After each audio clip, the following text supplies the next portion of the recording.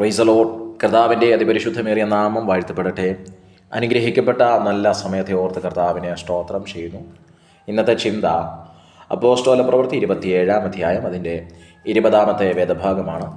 വളരെ നാളായിട്ട് സൂര്യനെയോ നക്ഷത്രങ്ങളെയോ കാണാതെയും വല്ലാത്ത കൊടുങ്കാറ്റ് അടിച്ചും കൊണ്ട് ഇരിക്കയാൽ ഞങ്ങൾ രക്ഷപ്പെടും എന്നുള്ള ആശയൊക്കെയും അറ്റുപോയി.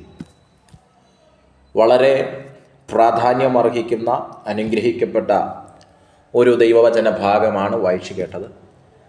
അതേ, ഞങ്ങൾ രക്ഷപ്പെടുമെന്നുള്ള പ്രതീക്ഷ, ആശ അറ്റുപോയി. പരിശ്രമങ്ങൾ പലപ്പോഴും പരാജയപ്പെടുമ്പോൾ നാം പരിശ്രമിക്കുന്നുണ്ട് വിജയിക്കാൻ വേണ്ടി, രക്ഷപ്പെടാൻ വേണ്ടി. പക്ഷേ അത് പലപ്പോഴും വിപരീതമായി രക്ഷപ്പെടാൻ കഴിയാത്ത പ്രതീക്ഷകൾ കൈവിടുന്ന സാഹചര്യങ്ങൾ ഒരുപക്ഷെ ഉണ്ടായേക്കാം. പത്രോസും യാത്രക്കാരും യാത്ര ചെയ്യുന്ന കപ്പൽ അവരവരുടെ അനുഭവം പറയുകയാണ്. ഞങ്ങൾ രക്ഷപ്പെടുമെന്നുള്ള ആശയൊക്കെയും അറ്റുപോയി. എന്താ അവർ രക്ഷപ്പെടുമെന്നുള്ള ആശ? കപ്പലിൽ കയറിയപ്പോൾ ഇങ്ങനെ വല്ലതും ചിന്തിച്ചായിരുന്നോ? അവരുടെ യാത്ര തുടങ്ങിയ സമയത്ത്, അവർ ചിന്തിക്കുന്ന സമയത്ത് പ്രതിസന്ധികൾ വരുമെന്ന് ആലോചിച്ചായിരുന്നോ? എന്തുകൊണ്ടാണ് പ്രതിസന്ധികൾ വന്നത്? നമ്മളുടെ എല്ലാം ഒരു ചോദ്യമാണ്. പ്രാർത്ഥിക്കുന്നുണ്ട്, പക്ഷേ എന്തുകൊണ്ട് പ്രതിസന്ധി വന്നു? പ്രിയപ്പെട്ടവരെ, നാം പ്രതീക്ഷിക്കാതെ നമ്മുടെ പ്രതീക്ഷയ്ക്ക് വിപരീതമായി ചില പ്രതിസന്ധികൾ ജീവിത പടകിന് നേരെ അടിച്ചുയരുന്നെങ്കിൽ നാം ഒട്ടും അധൈര്യപ്പെടാതെ ദൈവത്തിൽ വിശ്വസിച്ച് മുൻപോട്ട് പോകുക. ഏത് പ്രതികൂലങ്ങളെയും അതിജീവിക്കുവാൻ, ഓവർകം ചെയ്യുവാനുള്ള ദൈവത്തിൻ്റെ കരം നമ്മുടെ മേൽ ചലിക്കുവാനിടയായി തീരും. അതേ, പത്രോസും കൂട്ടരും യാത്ര ചെയ്ത കപ്പലിൻ്റെ പ്രതീക്ഷ നഷ്ടപ്പെട്ട് യാത്ര ചെയ്യുന്നു. എന്തുകൊണ്ടാണ് അവരുടെ പ്രതീക്ഷ നഷ്ടപ്പെട്ടത്? 77-ാം അധ്യായം 4-ാം വാക്യം വായിക്കുമ്പോൾ നേരിയ തോതിൽ അവിടെ കാണുന്നത്, അവിടെ നിന്ന് ഞങ്ങൾ നീക്കി കാറ്റു പ്രതികൂലമായതുകൊണ്ട് കുപ്രോസ് ദ്വീപിൻ്റെ മറപറ്റിയോടി. അതേ, അവർ യാത്ര ചെയ്ത് അല്പം മുൻപോട്ട് വരുമ്പോൾ അവിടെ കാറ്റു പ്രതികൂലമാകുന്നൊരു സാഹചര്യം വെളിപ്പെടുന്നു.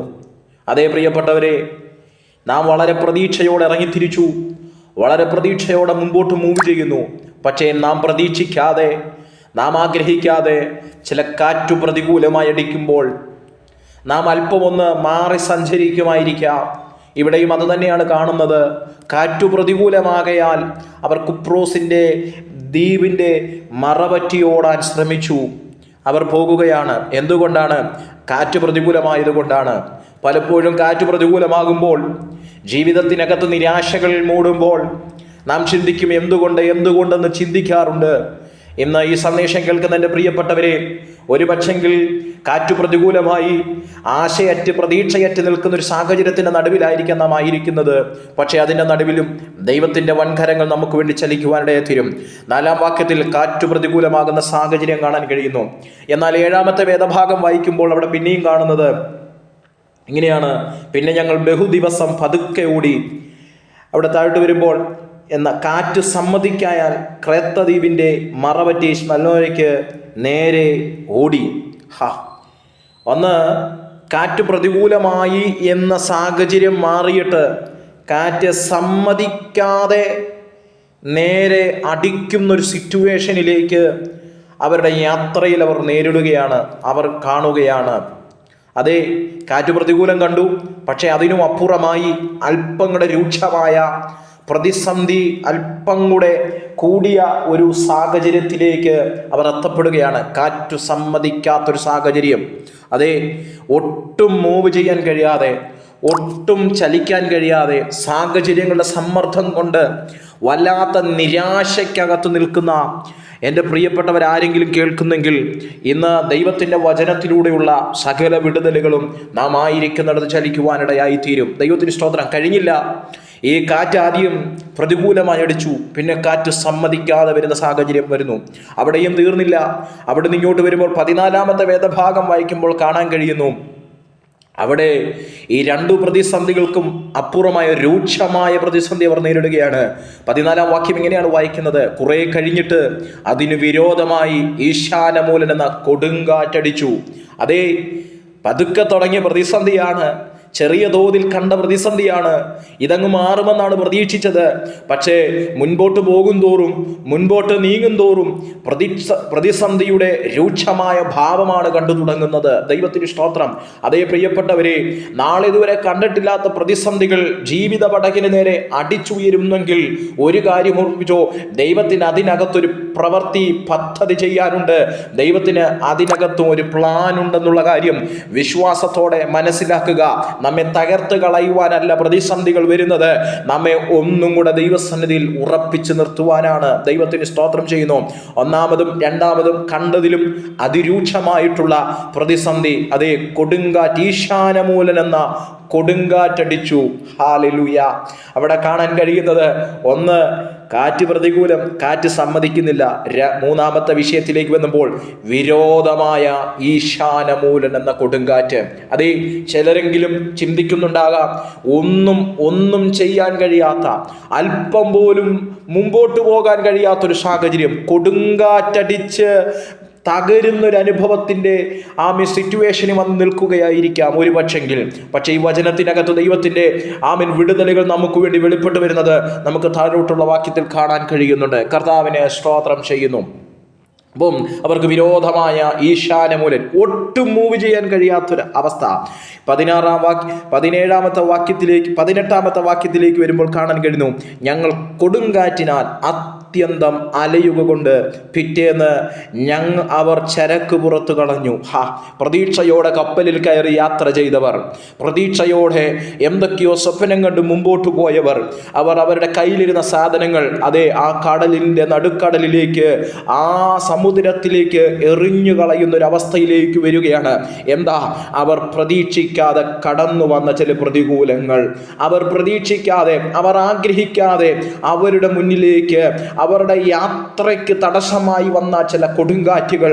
പ്രിയപ്പെട്ടവരെ, പ്രതീക്ഷയോടെ ഇറങ്ങിത്തിരിച്ചു, പ്രതീക്ഷയോടെ മുൻപോട്ട് പോകുന്നു. ആ പ്രതീക്ഷയ്ക്ക് വിരോധമായി ചില ഈശാനമൂലൻ കൊടുങ്കാറ്റുകൾ അടിക്കുമ്പോൾ ഒരു പക്ഷെങ്കിൽ തകർന്നു, ഇല്ലായ്മയായി പോയെന്നൊക്കെ നാം ചിന്തിച്ചേക്കാം. പക്ഷേ ദൈവത്തിൻ്റെ പ്രവൃത്തി അതിലൂടെ ചലിക്കുവാനിടയായി തീരും. ദൈവത്തിന് സ്തോത്രം. അവിടെ കാണുന്നത്, കൊടുങ്കാറ്റ് എന്ന ഈശാനമൂലൻ എന്ന കൊടുങ്കാറ്റ് അടിച്ചപ്പോൾ അവർ ആ കൊടുങ്കാറ്റിൽ അത്യന്തം അലയുകയാണ്. അതേ പ്രിയപ്പെട്ടവരെ, 2025 പ്രാരംഭ സമയങ്ങളിൽ ആത്മാർത്ഥതയോടെ കൈമാറാൻ ആഗ്രഹിക്കുന്നു. കൊടുങ്കാറ്റിനാൽ അത്യന്തം അലയുന്നൊരവസ്ഥയിലൂടെയാണോ കടന്നു പോകുന്നത്? വലിയ ദൈവപ്രവൃത്തി ചലിക്കാൻ പോകുക. 19-ാം വാക്യത്തെ കടന്ന് 3-ാം നാൾ അവർ സ്വന്തം കൈയാൽ കപ്പൽ കോപ്പ് കടലിലിട്ട് കളഞ്ഞു. അതേ, ഇനി ഒരു പ്രതീക്ഷയുമില്ലാത്ത സാഹചര്യത്തിൽ വരിക. എന്നിട്ടാണ് പറയുന്നത്, ഏറെ നാളായിട്ട് സൂര്യനെയോ നക്ഷത്രങ്ങളെയോ കാണുന്നില്ല, കൊടുങ്കാറ്റടിച്ചു, എല്ലാം അവസാനിച്ചു, എല്ലാം ഇതോടെ തീരുകയാണ്. അവർ പറയാം, ഞങ്ങൾ രക്ഷപ്പെടുമെന്നുള്ള ആശ തകർന്നു, ഇല്ലാതായി. കയറിയപ്പോൾ ഒരു പ്രതീക്ഷയുണ്ടായിരുന്നു, ഞങ്ങളുടെ ഡെസ്റ്റിനേഷനിലെത്താനുള്ള അവർ തീരുമാനിച്ചിറങ്ങിയ ഡെസ്റ്റിനേഷൻ ഉണ്ടായിരുന്നു. എന്നാൽ എത്തിപ്പെടേണ്ടടുത്ത് എത്തിപ്പെടാൻ കഴിയാതെ വണ്ണം അവർക്ക് വിരോധമായി ഈശാനമൂലൻ അടിക്കുന്നു. എന്നാൽ പ്രാർത്ഥിക്കുന്ന ഒരുവനെ 3-ാമത്തെ വാക്യത്തിൽ തന്നെ ദൈവം സ്തോത്രം അവിടെ സെറ്റ് ചെയ്യുകയാണ്. എങ്ങനെയാണ് വായിക്കുന്നത്? പിറ്റേന്ന് ഞങ്ങൾ സീദോനിലെത്തി, യൂലിയോസ് പൗലോസിനോട് ദയ കാണിച്ചു, സ്നേഹിതന്മാരുടെ അടുക്കൽ പോയി സൽക്കാരം കൈക്കൊള്ളുവാൻ അനുവദിച്ചു. അതേ, യൂലിയോസ് ദയ കാണിച്ചതല്ല, ദൈവത്തിൻ്റെ പ്ലാനാണ്, ദൈവത്തിൻ്റെ പദ്ധതിയാണ്. പ്രാർത്ഥിക്കുന്ന അഭിഷേകമുള്ള നിയോഗമുള്ള ഒരു പൗലോസിനെ ദൈവം തകരുമെന്ന് പറഞ്ഞ് വിധി എഴുതിയ കപ്പലിനകത്ത് ദൈവം സെറ്റ് ചെയ്യുകയാണ്. അവിടെ വായിക്കുന്നത് നിങ്ങൾ കാണണം, 23-ാമത്തെ വാക്യം പറഞ്ഞു നിർത്തുന്നു. ദൈവത്തിന് സ്തോത്രം. എൻ്റെ ഉടയവനും ഞാൻ സേവിച്ചു വരുന്നവനുമായ ദൈവത്തിൻ്റെ ദൂതൻ ഈ രാത്രിയിൽ എൻ്റെ അടുക്കൽ നിന്നു, പൗലോസേ ഭയപ്പെടരുതെന്ന് പറഞ്ഞു.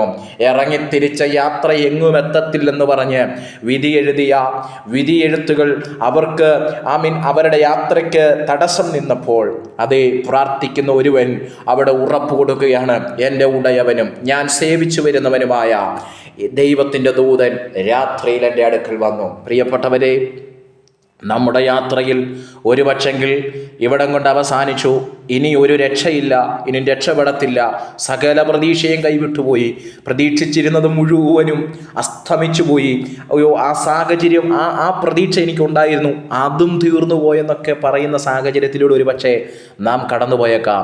പക്ഷേ ദൈവത്തിൻ്റെ വചനം പറയുന്നു, നാം സേവിക്കുന്നവനും നമ്മുടെ ഉടയവനുമായ കർത്താവ് പറയുകയാണ്, വലിയ ദൈവപ്രവർത്തികൾ നമ്മുടെ യാത്രയിൽ ചലിക്കും.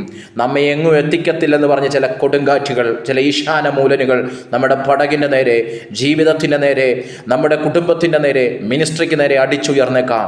പക്ഷേ എത്തിക്കുമെന്ന് വാഗ്ദത്തം ചെയ്ത വാക്കു പറഞ്ഞ സർവശക്തിയുള്ള ദൈവത്തിൻ്റെ കരം നമുക്ക് വേണ്ടി ചലിക്കും. അതേ, അവരുടെ കപ്പൽ യാത്രയിൽ കപ്പൽ തകർന്നിട്ടും ഒരാടെയും ജീവന് ഹാനി വരാതെ ദൈവത്തിൻ്റെ പ്രൊട്ടക്ഷൻ അവിടെ ചലിച്ചു. ആയതുപോലെ പ്രിയപ്പെട്ടവരെ, ഈ ദിവസങ്ങളിൽ നാം ഫേസ് ചെയ്യുന്ന ചില പ്രതിസന്ധികളെ നോക്കി ആ കൊടുങ്കാറ്റിൽ അവസാനിക്കാനല്ല, പ്രതീക്ഷ കൈവിടാനല്ല, പ്രതീക്ഷയോടെ മുൻപോട്ട് പോകുക. ദൈവപ്രവർത്തി ചലിക്കും. കൊടുങ്കാറ്റ് കൊണ്ട് തകരേണ്ടവനല്ല, വലിയ നിയോഗങ്ങളുമായി മൂവ് ചെയ്യാൻ കർത്താവിൻ്റെ നിയോഗം ചലിക്കുകയാണ്. അത് തകരാനല്ല, രക്ഷപ്പെടുമെന്നുള്ള ആശ പോയെന്ന് പറഞ്ഞ് കരയുവാനല്ല, രക്ഷപ്പെടുത്തുന്ന കർത്താവിൻ്റെ കരം ചലിക്കുമെന്നുള്ള പ്രതീക്ഷയോടെ നമുക്ക് മുൻപോട്ട് പോകാൻ കർത്താവ് സഹായിക്കട്ടെ. God bless you. കർത്താവ് വചനങ്ങളാൽ അനുഗ്രഹിക്കുമാറാകട്ടെ. Thank you.